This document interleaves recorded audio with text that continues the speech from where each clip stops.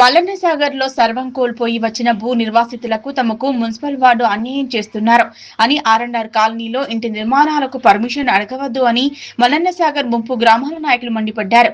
సిద్దిపేట జిల్లా గజ్వేల్ ప్రజ్ఞాపూర్ మున్సిపల్ కార్యాలయం వద్ద మల్లన్న సాగర్ గ్రామాల ప్రజలు నిరసన తెలిపారు. అనంతరం అధికారులకు వినతిపత్రం సమర్పించారు. నూతనంగా గజ్వేల్ మున్సిపాలిటీలో విలీనమైన ముంపు గ్రామాల ప్రజలకు ఇప్పటి వరకు పూర్తి స్థాయిలో పరిహారం అందలేదని, తీవ్ర ఆర్థిక ఇబ్బందులు ఎదుర్కొంటున్నామని వినతిపత్రంలో పేర్కొన్నారు. ఈ సందర్భంగా సీనియర్ నాయకులు సీనియర్ నాయకులు కళ్యాణ్ నరసింహరావు, దామరంచ ప్రతాప్ రెడ్డి, గూడూరి రాములు, పెద్ది బాలకిషన్, చింతకింది కనకయ్య, బండ్ల స్వామి, ఎన్సీ సంతోష్లు మాట్లాడుతూ మల్లన్న సాగర్ ముంపు గ్రామాల ప్రజలకు ప్రభుత్వం అండగా ఉండాలని కోరారు. నిర్మాణంలో ఉన్న భవనానికి అడ్డంకులు సృష్టిస్తున్న మున్సిపల్ సిబ్బందిపై చర్యలు తీసుకోవాలని, ఆర్ఎన్ఆర్ కాలనీలో ఇంటి నిర్మాణాలకు పర్మిషన్ అడగవద్దని గట్టిగా డిమాండ్ చేశారు.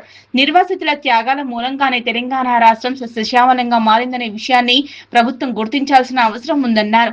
వినతి పత్రంలో నూతనంగా విలీనమైన ముంపు గ్రామాలకు ఆస్తి పన్ను మినహాయింపు కల్పించాలని, నివాస గృహాలు నిర్మించుకునేందుకు ప్రత్యేక నిర్మాణ అనుమతులు మంజూరు చేయాలని, పెండింగ్ పరిహారాలను వెంటనే చెల్లించాలని, నిర్వాసితుల జీవనోపాధికి భరోసా కల్పించాలన్నారు. ఈ కార్యక్రమంలో బీఆర్ఎస్ పార్టీ పట్టణ అధ్యక్షులు నవాజ్ మీరా, కౌన్సిలర్లు అత్తిలి శ్రీనివాస్, కోటబాబు, ముంపు గ్రామాల నాయకులు, ప్రజలు పాల్గొన్నారు. భూ నిర్వాసితుని అప్పుడు అనివార్య కారణంలో ఇల్లు కట్టుకోలేకపోయాను. ఇప్పుడు నిర్మించుకుంటున్నాను. మున్సిపాలిటీ వాళ్ళు నన్ను చాలా ఇబ్బందులకు గురి చేస్తున్నారు. లోకల్ కౌన్సిలర్ కాంగ్రెస్ పార్టీ కావాలని మమ్మల్ని ఒక టార్గెట్ చేస్తున్నారు. ఇది మంచి పద్ధతి కాదు. అన్ని కోల్పోయిన మేము మాకు అన్ని విధాలు ఆదుకోవాల్సింది పోయి ఇప్పుడు మమ్మల్ని టార్గెట్ ఇల్లు నిర్మించుకోకపోవడము విడ్డూరంగా ఉంది. ఒక ఇల్లును నిలబెట్టాలి తప్ప కూల్చడం కరెక్ట్ కాదు. ఇది అధికార పార్టీకి మంచిది కాదు. ఒక కౌన్సిలర్ సిబ్బంది కూడా చెప్తున్నాను, మున్సిపల్ సిబ్బంది కూడా కోరేది ఏంటంటే మేము ఒక అనాథలుగా ఉన్నాము కనుక మమ్మల్ని అందరినీ ఆదుకొని నిర్మించుకొని మమ్మల్ని సహకరించాలని చెప్పి కోరుతున్నాం. మేము మా ముఖ్య వాదన ఏముందంటే యావత్ తెలంగాణ అందరికీ మంచినీళ్ళు ఇస్తే ఇదే గజ్వేల్ ప్రజ్ఞాపూర్ మున్సిపల్లో మాకు కన్నీరు ఇస్తురని మా ఆవేదన వ్యక్తం చేస్తున్నాం. ముఖ్యంగా ఎవరికైతే నమ్మి మేము అన్ని రకాల సహకరించడమో ఇప్పుడు అదే వ్యక్తులు మమ్మల్ని అన్ని రకాల నాశనం చేయడానికి కూడా సిద్ధంగా కనీసం ఒక ఇల్లు నిర్మాణానికి 10 మంది చేసి ఒక గూడు కట్టుకోవాలంటారు. కానీ ఈ రోజు నాడు అదే గూడును విచ్చగొట్టే కుంపలు ఆర్సే పనులు చేస్తున్నారు. ఇది ఏ పార్టీకి సమంజసము? సర్వం కోల్పోయిన వాళ్ళం కనుక ఆ వ్యక్తిత్వం మర్చిపోయి ఇన్ని రకాల చేస్తురంటే అది ఏ పార్టీకి మంచిది, ఏ కాటికి మంచిదో అని మేము ఆ దేవుని ప్రార్థిస్తున్నాము. ముఖ్యంగా గత ప్రభుత్వం ఇదే మున్సిపల్లో 5 సంవత్సరాల సడలింపులు వేరే గ్రామ పంచాయతీ కలిసినప్పుడు గత ప్రభుత్వాలు సడలింపించినాయి.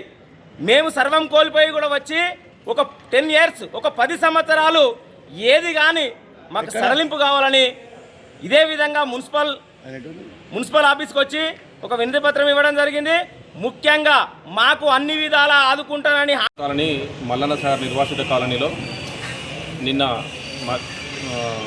ఏదైతే పల్లెపాల్లో గృహాన్ని నిర్మిస్తున్న ఆ గృహాన్ని డిస్టర్బ్ చేయడం జరిగింది మున్సిపల్ అధికారులు.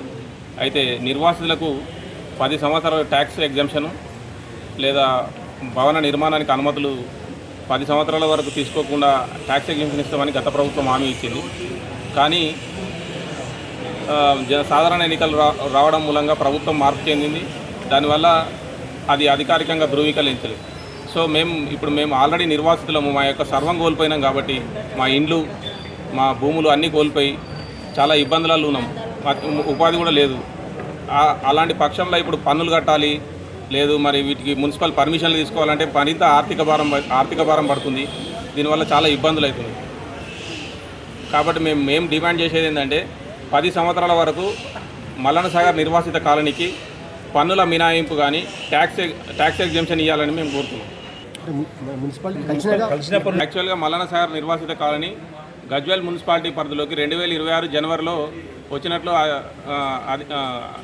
అధికారిక ప్రకటన ఉన్నది.